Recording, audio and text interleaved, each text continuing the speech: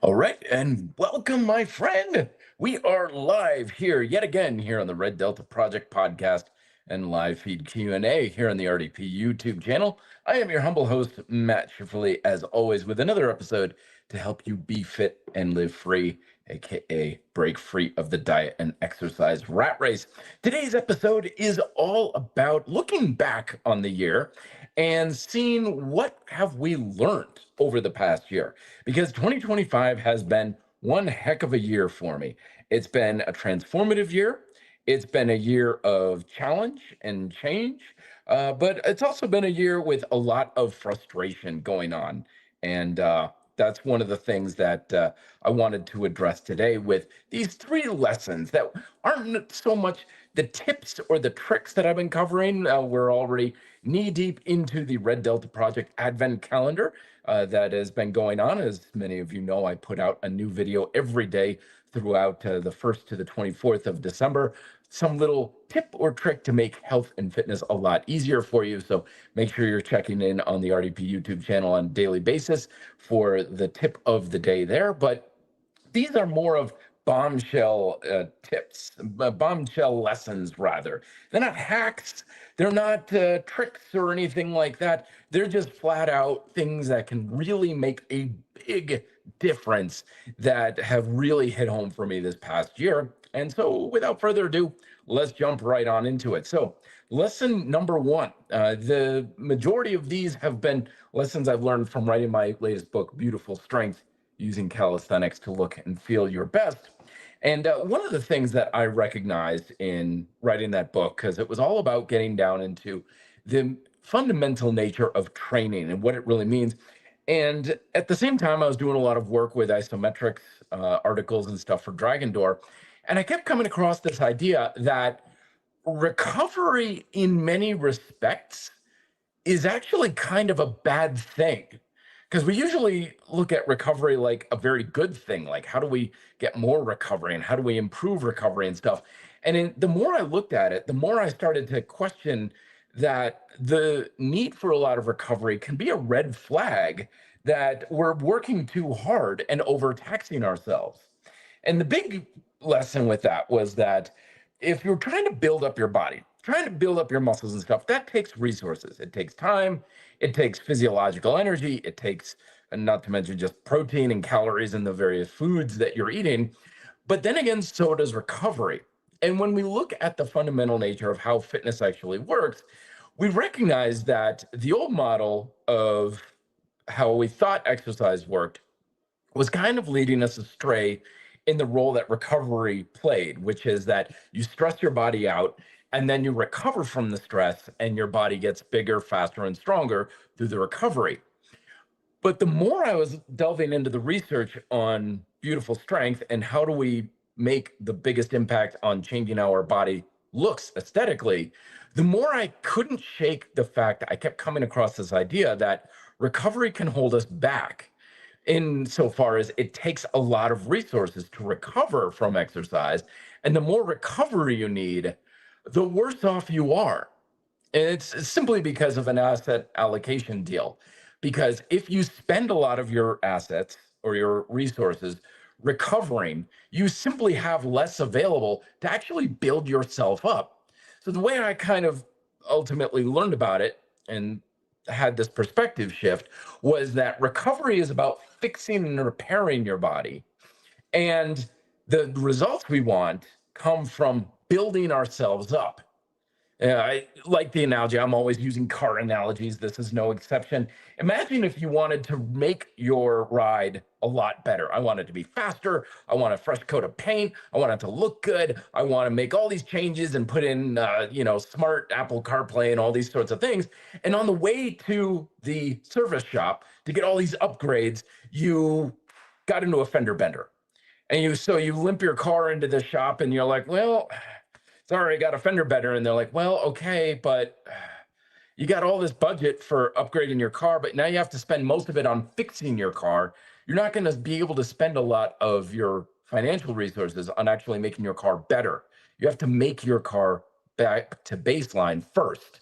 And when we use our training to basically bash, smash, thrash, and trash our bodies, we're requiring a lot of recovery. And the more we need to recover, the less resources we have to actually make ourselves better, to make ourselves stronger and healthier, and not to mention build muscle. And that's not to say oh, we shouldn't train hard, we shouldn't push ourselves, we shouldn't need recovery, of course. But there's a very big difference between having stress as part of our training as just the cost of doing business versus something we're actively pursuing and trying to get as much of it as possible. Because when we place that stress in the appropriate framework of, yeah, training is stressful, change in pushing our bodies is going to be hard, it's going to require recovery. What that does is it says, all right, have as much as you need, but no more than that. When you actively seek out stress and you require a lot of recovery, that's like just beating the hell out of your car, assuming that's going to make you a better driver. And so the programming for Beautiful Strength was all about, well, how much work can we do to impart a strong stimulus for change, but is going to keep the stress on our body relatively low, therefore requiring less recovery. And that was the big shift. That was the big lesson of the year for me, was that when you prioritize needing less recovery, you have a much easier time actually building yourself up and getting the results you want. Because you're not spending so much time and energy and resources fixing yourself, fixing the damage, so to speak. You're doing it to actually build yourself up. So that was one of the big lessons for me this year, was that recovery and using it to the degree you need to, of course, but having it as this thing of like, oh, I've got to recover so much and everything. That's a sign that you have so much stress on your body. And we can always impart more stress upon our body, but you don't get results from stress. You get results from a stimulus. And yes, stress is part of that. It's certainly a piece of the equation, but it's not necessarily what we want to pursue. Because human beings, this is another mini lesson that I learned, is that human beings are actually very good about achieving that which we pursue. The problem is we pursue a lot of things on a subliminal level, and we're not actively aware we're pursuing it. So we're pursuing things that are actually out of alignment with our goals, and then we wonder why we have a hard time getting the results that we want. Because when we subconsciously are pursuing blood, sweat, and tears, bash, smash, trash, and thrash your body in every workout, you're pursuing damage. You're not pursuing building yourself up. And you're like, oh, look at all this recovery I got to do and everything. It's like, that's not a good thing. That means that you're basically beating yourself up and you have to spend all of your resources built just basically fixing and repairing your body rather than building it up. So the lesson that I learned was, let the stress come as it needs to, let it be there to the degree it is, but don't pursue it outright. Don't pursue it for its own sake. Don't pursue workouts for the sake of, I want to just thrash my body into the ground and be crawling out of the gym. Instead, it's about pursuing that stimulus that leads to the change you want. And then the stress and the recovery is just wherever it needs to be, which is usually a lot less than most people are subjecting themselves to, which is a lot better.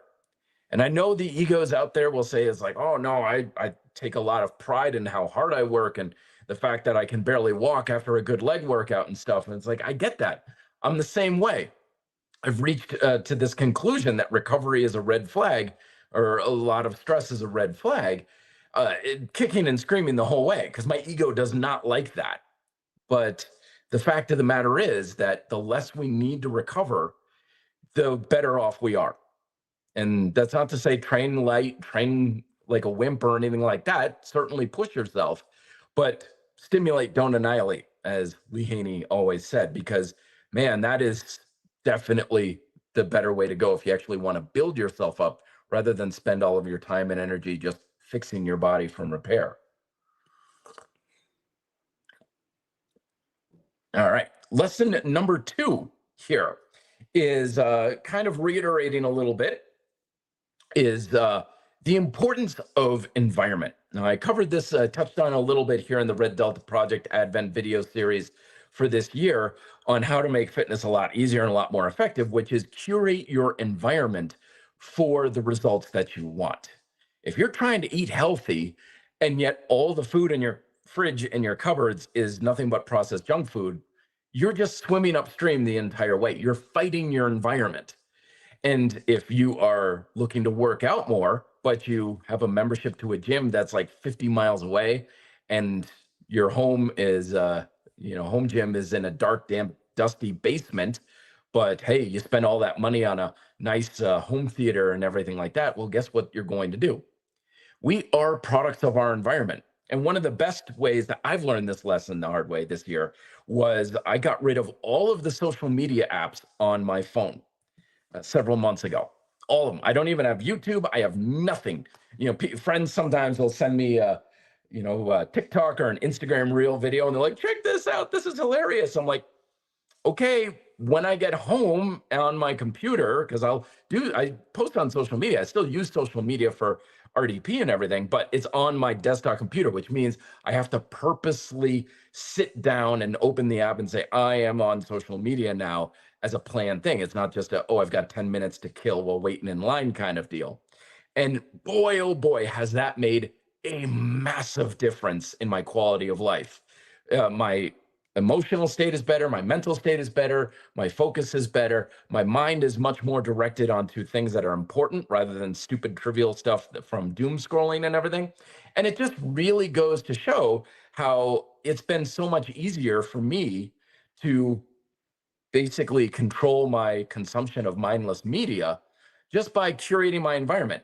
I'm not like trying to, you know, doom scroll less. I'm not looking at stats on my screen, like screen time and anything like that. I just basically said, well, if you want to spend less time on social media, Matt, why in the world do you have it on the computer that's in your pocket 24/7? It's like, well, that doesn't make any sense. So I got rid of all of it on my phone. And so I don't have any social media on my phone. Now, I can, if someone's like, here's a YouTube video or something, it'll go and access YouTube through the web browser on my phone and stuff. But just not having it there made all the difference in the world. I'm barely on social media these days, and it shows really. And it's not because I'm trying to do anything. It's not about willpower or anything like that. It's just I made a small change in my environment that doesn't make it easy for me to engage in the habits I don't want to engage in, and it made it harder. So if you're looking to make a change in your lifestyle or your habits, look to your environment, curate your environment, make it easier in your environment to do the things you want to do. Make it harder to do the things you don't want to do. This is very similar to my red light, green light, yellow light, or my stoplight dietary strategy. In your environment, your home environment, you have all your green light foods. These are foods that are supportive of the dietary habits that you want to have: meats, protein, veggies, fruits, all these sorts of things. The things you want to have a lot in your diet, you keep them a lot in abundance and ready to eat in your immediate environment. And maybe the kitchen at work or something like that here at home. Those are your green light foods. So you're going to make it really easy to make that most of your diet. Yellow light foods are the foods that you don't want to have a lot of in your diet, but you don't have trouble around them either. Like I've got salt and vinegar potato chips and Ben and Jerry's ice cream in my fridge. That pint of Ben and Jerry's ice cream will probably last me till 2026. I don't have any trouble like I used to overindulging in that sort of thing. But every once in a while, I'll take a couple spoonfuls of it and it's really satisfying. So those are yellow light foods. You have them in your environment to small amounts, but they're out of sight, out of mind. And then red light foods, those are the foods that I can't control myself around them. If they're here, I'm just going to consume a lot of it and I have a hard time controlling myself with it. Those foods you do not have in your environment if you can help it. It doesn't mean you can't have it. It means you go out for it. It means that you go out and get it. You have to go through the extra effort to leave your home or the office to go get it as a special treat once in a while. And again, that makes it easy to have a healthier diet. It's not something about willpower, discipline, and making yourself work so hard and everything. No, you're just curating your environment to be conducive towards the habits that you want to keep. And so it can be even a small thing. I once had a friend that bought some adjustable dumbbells and would ask him once in a while, "So how's the dumbbells going? How's the workout going?" She's like, "I never can seem to use them." I was like, "Well, where are they?" She's like, "Well, they're in my basement." I was like, "Well, when do you go down to your basement?" She's like, "Almost never." I'm like, "Well, okay, bring them up into your living room. Bring them up into like your normal areas." Then a couple of weeks later, "So how's the dumbbell workout going?" "Well, I put it in my living room, but still not using them very much." "Okay, well, where are they?" "Well, I stuff them underneath my chair." "Okay, well, don't have them under your chair. Put them next to your chair, somewhere a little insight in mind." The next week, she's like, "Oh yeah, I'm using them all the time now." Literally, the difference of having the dumbbells under the chair versus next to the chair was literally the difference between not using them at all and using them all the time. So don't underestimate the power of curating your environment, my friends. The smallest change can literally make all the difference in the world in your consistency and your ability to get the results that you want.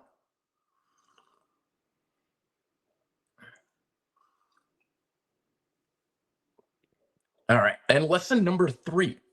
This one's the big one that I think is going to be um, the big thing that's going to make a big difference in our lives, in our health and well being in the near future, which is the importance of emotional conditioning.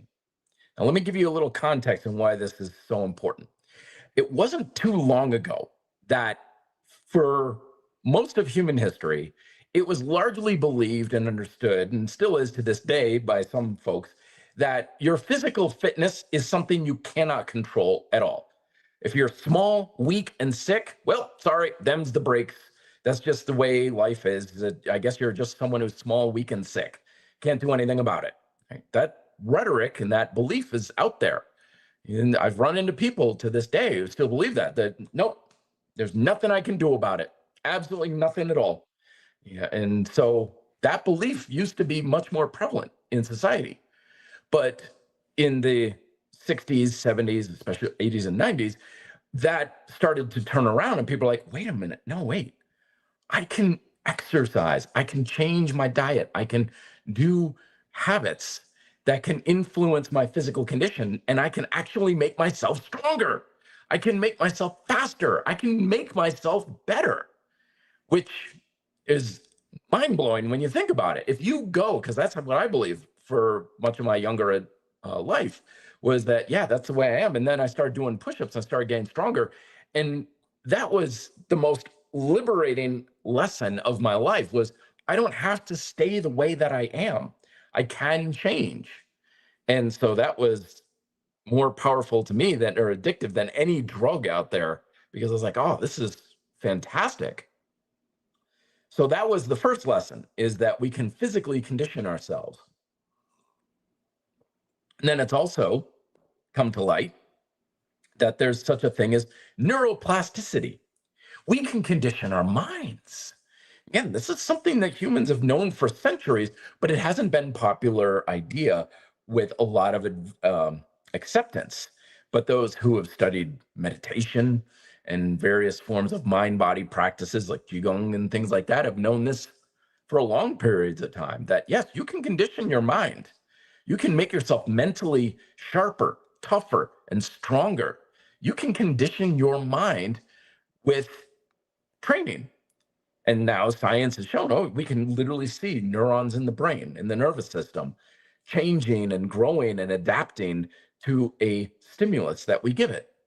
So now a lot of research is showing, okay, we don't have to be stuck in a mental condition. We can change ourselves. So that then leads me to, okay, so we've got conditioning in the body, we got conditioning in the mind. What about emotional conditioning? And this is why I think this is going to be a massive game changer, is because fundamentally, we humans are emotional creatures. We are a product of our emotional state. And by and large, a lot of us find that, well, how I feel is just the way I am. That's the way I am. If I'm depressed, I'm just depressed. If I'm naturally a happy go lucky person, that's just the way I am. And the thing with feelings though is that it's not just how we feel, but how we feel is our reality. Our perception of which we view the world is largely determined by our feelings. So our feelings are effectively saying this is the way the world is and the way I am. And if that doesn't change, then the world can't change. Then we can't change and we're stuck. Hopefully, you're in a good place, because if you're not in a good place, well, you're stuck. You can't do anything about it. Life's just going to suck. You're going to just suck. You're always going to be the same way. But thankfully, now we know that conditioning is possible. And when we go directly after emotional conditioning, that's a big game changer. That is huge. We can literally change the world as we see it and ourselves through emotional conditioning. Honestly, I can't think of anything that can potentially have a bigger impact on your health, your well being, and your quality of life than emotional conditioning. And here's why it's very important to understand how and why we can do this is because, like physical conditioning and mental conditioning, emotional conditioning is already happening to you 24/7 against your consent. Because everything in your environment, remember back to the environment, right? Everything around you is always conditioning you. The very fact that I'm sitting in this chair, the very fact that I'm speaking these words, the very fact that I'm thinking the thoughts in my head, every single thing you expose your body to, your mind to, and your emotions to is conditioning you. There's no such thing as a moment we're not being conditioned. So when we engage in diet and exercise habits or mental practices, we're not making conditioning happen. We're just directing the direction that conditioning is going in. So when you go and work out or you eat better, you're saying, okay, body, I know you're constantly changing. I know you're constantly adapting. I want you to adapt in this direction so you can jump higher. I want you to adapt in that direction so you can get good at pull-ups. That's what conditioning does. It doesn't make the adaptation happen. It directs which direction you want to go in. So if you're not taking control of it to some degree for yourself, you better believe the world at large and the people around you are going to do it for you. Not even, I'm not saying it's nefarious or anything. It's going to happen whether you like it or not. But the unfortunate side effect is that there are those out there who understand the importance of emotional conditioning, and they're already doing it to you against your consent, largely subliminally, so you're not aware of it, for their gain and your loss. And this is what we're doing with the social media stuff. Back in the day, we used to read these things called magazines, and we used to all talk about how, oh, the models on the magazine covers are, conditioning people to have a poor body image and things like that, right? Well, my gosh, we were so lucky back then because we were thinking, well, oh my gosh, we're getting so inundated with these unrealistic expectations of what the perfect body is every time we pick up a bodybuilding magazine. Yeah, which was like once a month, and I just flipped through while at the gym a little bit kind of thing. And now you just doom scroll for 30 seconds and you're already getting subjected to far more conditioning in a few flicks of your thumb than you did in months of magazine reading and stuff. So this is why it's so important to understand, is because emotional conditioning is already happening. It's already happening to you. And unless we're taking some degree of control and proactive action about it, it's probably going to be going in directions you don't want. And again, you're not going to be aware of it because our feelings are our reality. It's like, well, this is just the way things are. But what I've learned, largely from breaking away from social media to a large degree, is that you get out of that conditioning and suddenly it just falls apart real fast. It's been very enlightening for me, but there's a bigger reason why it's also possible. A couple of years ago, I was going through a pretty tough time that was really hitting me hard on my self-esteem and my self-worth and everything like that. And I mean, it was at a point where there wasn't a moment in the day where I wasn't in the emotional dumpster, so to speak. Very, very negative self-talk and stuff. And this had been always with me to some degree throughout my life. But now it was really, really, really bad. Like I literally just didn't care about much of anything else in life because it was so bad. I was at a point where I had two bicycles stolen on me in 1 week. I had nearly $7,000 worth of bicycles stolen. I honestly didn't care. I was so deep into my depths of anxiety and depression that, I had all of that value of my mountain bike stolen. And I was just like, okay, whatever. I don't care. Nothing mattered to me. Nothing was important to me. I was so down in the dumps about it. And that was when I started to realize, like, okay, I am not in a good place.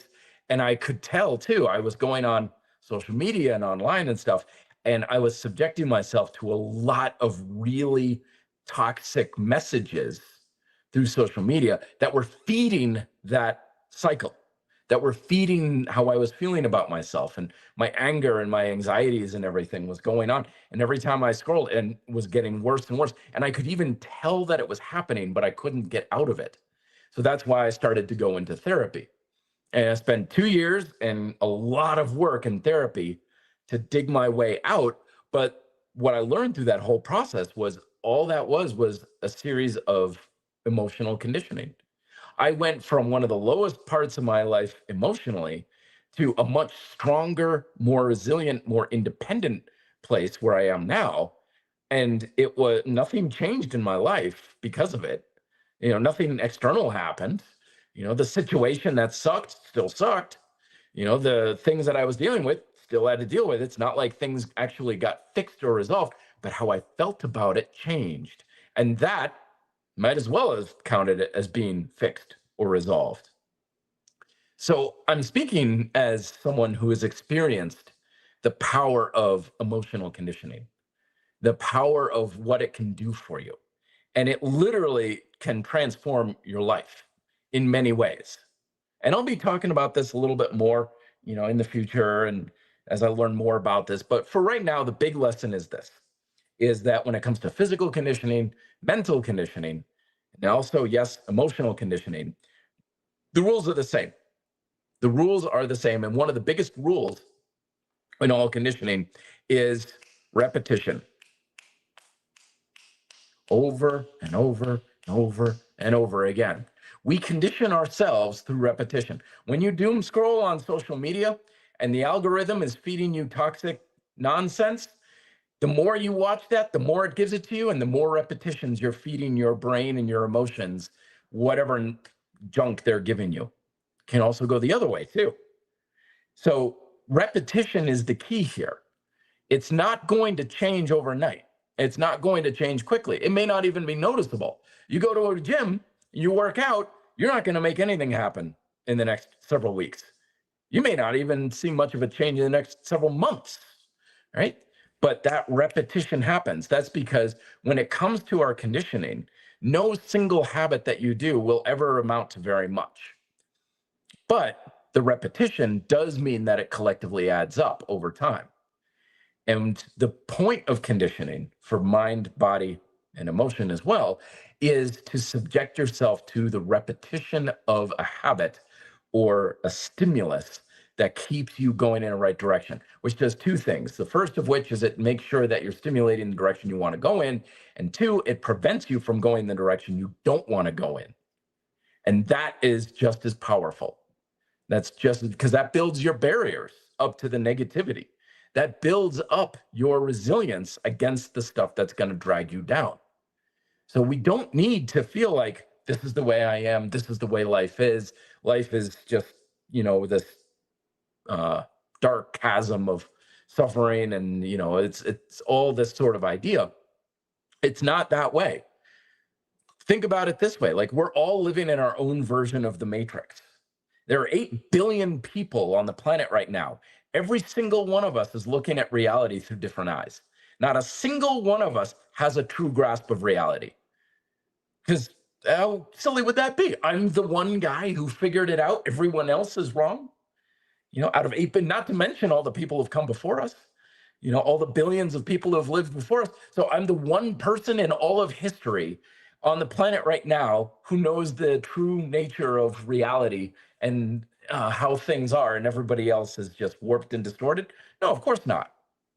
We're all living in the matrix. We're all in a warped distortion of reality through our own making and perception. So we might as well make it to our advantage. We might as well make it in a way that we can do the best with and be happier and be well off and be healthier with it. I'm not saying you can make anything happen, of course, but a lot of reality is subjective. It is virtual to a large degree. Are we living in a simulation? That's the old idea that people love to do as a thought experiment. The answer to that is absolutely. It's not saying that we're controlled by computers and everything like that. It's that we're all in our own simulation, and we're creating that simulation through our repetition and conditioning. The only difference is, are you doing it proactively, or are you letting it being done to you, often against your will or to your detriment? So when you take more control over your repetitious habits, you are taking more control over your reality, your physical reality, your mental reality, and your emotional reality. And that's probably one of the biggest things that I've got when it comes to a lesson for 2025. I'm going to be discussing a little bit more in upcoming episodes. Before I forget, though, these episodes of the podcast are going to be hit or miss on the weekends. I've got some life changes coming up in 2026. So I'm going to be doing a lot more of these podcasts and live feeds on Wednesday afternoons and evenings instead of during the weekends. It's getting much more difficult for me to do these on the weekends. So we'll be doing them more during the weekdays. Oh, Mr. Reed. Good to see you, my friend. Same. I don't like redundancy, so any one leg movement, which would cover my quads and hamstrings, are both.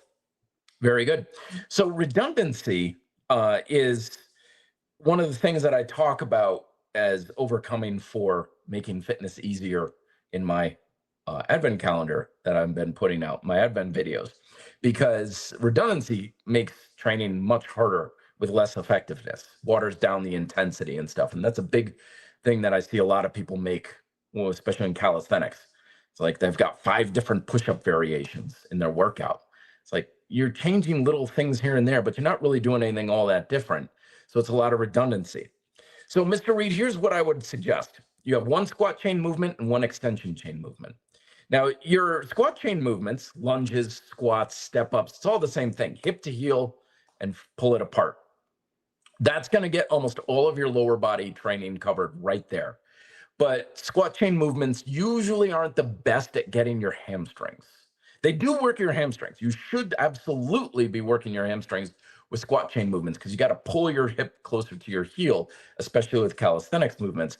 But it's usually insufficient for most people's goals. So that's why I'm also saying get some extension movements in. Something like a hip bridge, kettlebell swing, RDLs, GHDs, something like that. Put those 2 together, you're set. You're good. If you want a little bit more into the hamstrings, put on some hamstring curls stuff. But yeah, just those 2 moves, you're good. You don't need a lot of different things. You don't need 20 different squat chain movements. I do squats and then lunges and then step ups and then leg press and then hack squat. I'm like, why? It's all the same thing to a large degree. Pick 1 or 2 movements at most and be done with it. A squat chain movement and then extension would be the way to go. All right, let's see what other questions I got. Joseph coming on, saying, Matt, since I've been doing 2 sets instead of 3 or 4, I've had less fatigue and muscle soreness. Workouts are just as hard. If anything, you're probably even more harder there, Joseph, because volume and intensity, again, we've got that seesaw that's going back and forth. And we need enough volume, but when we seek out the volume, because remember, as I said earlier, we're very good about getting the thing we actually seek, we're pursuing. So if you're pursuing volume, chances are very good intensity, focus, and technique are going to just start to erode over time because you don't care about those things, you care about volume. So it's very important to focus on the thing that you really want. because that's probably the lesson I'm going to share with you in the next episode. But that is a big lesson. We are very good about getting what we seek, human beings. I've seen it's one of these lessons that once you recognize it, you see it everywhere. When people are pursuing something subliminally, they're really good about making it happen, even if it's not what they truly actually want. It's what their subconscious is going after. So if you are pursuing intensity, yeah, your volume's going to go down, because that's what you're after more. Because you're going to notice, like, I can't have the intensity if I have a ton of volume. So it's always about which one is more important for your objectives. But yeah, usually intensity wins out over endurance and volume. Remember my 2 to 3 rule, folks, that I mentioned in the Advent video series, the 2 to 3 rule. It's a general baseline rule that works for a lot of workouts and programming, is that when it comes to strength training, work a muscle 2 to 3 times a week with 2 to 3 exercises for 2 to 3 hard work sets. And there's certainly times and places to color outside the lines, like 5x5 or higher volume training and grease the groove and all these other things. But generally, that will take care of you most of the time. 2 to 3, 2 to 3 times a week, 2 to 3 exercises, 2 to 3 sets. And that gives, for the most part, a lot of folks just enough volume without overdoing it. So you need a lot of recovery, but also you're getting a strong stimulus for those sorts of things. He's following up saying, when I do my second set, the reps drop off. If I do 10 the first set, I just barely get 7 reps in the second set. Yeah, exactly. That's going to happen most of the time. Not always. There's instances where it doesn't happen. But that's why I talk about double tap training in Beautiful Strength, because those 2 numbers give you relationship between each other. And that tells you a lot about what you can do to make progress as quickly as possible. And I go into this a lot more in detail. If you look up double tap training on the YouTube channel, I've got several videos on it and stuff, and it's in my program, so I won't hash out it here. But yeah, if you put a really good solid effort into your first set, you're going to have a drop off. When people are like, oh, I do the same number of repetitions, 10 reps, 10 reps, 10 reps, 10 reps, 10 reps. I'm like, why are you pacing yourself? I know you're not pushing yourself close to a high degree of fatigue or close to failure in order to do that. Because if you're pushing close to fatigue and failure, then yeah, you're going to have that drop off. And that's fine. And it's about programming what you want to do. If you're going 10, 10, 10, 10, 10, that tells me you're not going after so much of a muscle building thing or muscular endurance thing. You're practicing technique or strength or something along those. All good. It's not one is right or wrong. It's just, what are you going after? What is the objective you're striving for? And if you don't know what that is, then everything sounds about right. And you're going to second guess and question everything you're doing too. So when it comes to your training, like I said, 2 to 3 sets, hard work sets. I'm not talking about warm-up sets and including that sort of thing. I'm talking about, put the visor down, lock on, get serious, and handle it, get the work done. And when you are really focused on just that, you'll get 2 to 3 good sets, especially before you have much of a drop off. He's following up saying, Matt, I bought a NOS trainer. It just came today. Congrats. Have fun. I'm looking forward to using it.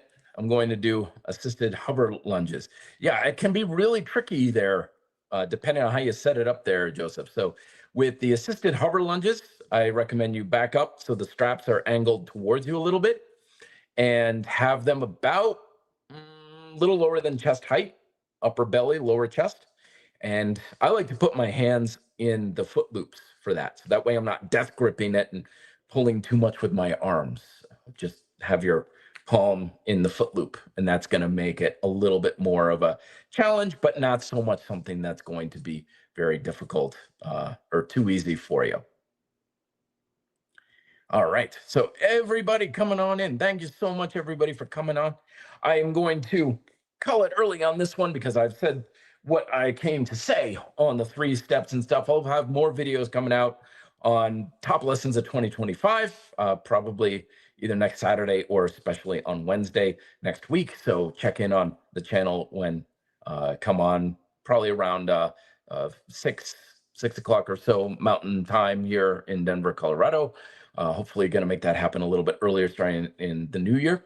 And also, don't forget to subscribe and check in on the short form videos that I've been posting every single day on my video advent series on tips to make fitness easier and a lot more effective. Because in many regards, the only way we're going to make it more effective is if we make it easier. So, love to hear your thoughts on that, folks. Thank you very much, everybody, for coming on in. I will talk to you next time. Till then, be fit and live free.